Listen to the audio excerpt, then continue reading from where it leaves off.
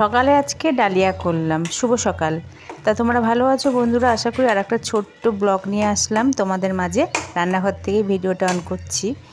এই সকাল করতে করতেই দুপুর হয়ে যাবে। সংসারের তো কম কাজ নেই, বলো বন্ধুরা, তোমরাই বলো। কালকে রাতেই ব্লাউজটা বানিয়ে রেখেছি। এই যে বৌদি যে বানাতে দিয়েছিল, এটা বানিয়ে ফেলেছি। রাতেই বানিয়েছি। আর জলখাবারটা খেয়ে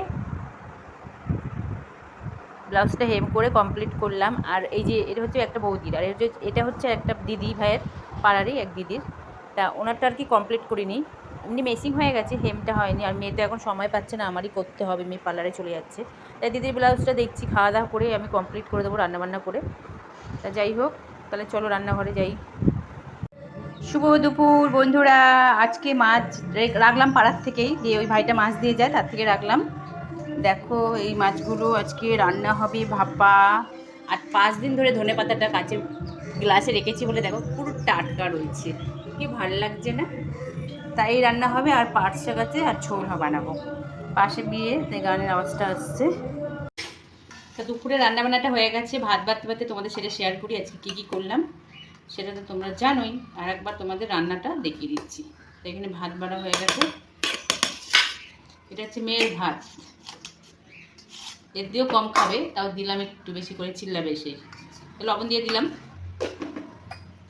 আর এখানে হচ্ছে কি দেখি, এটা হচ্ছে পাট শাকের ঝোল, পেঁয়াজ দিয়ে করেছি। এটা খুব ভালো লাগে খেতে আমার। আর গরমকালে পেট ঠান্ডার জন্য, শরীর ঠান্ডার জন্য পাট শাকের ঝোলটা মাস্ট।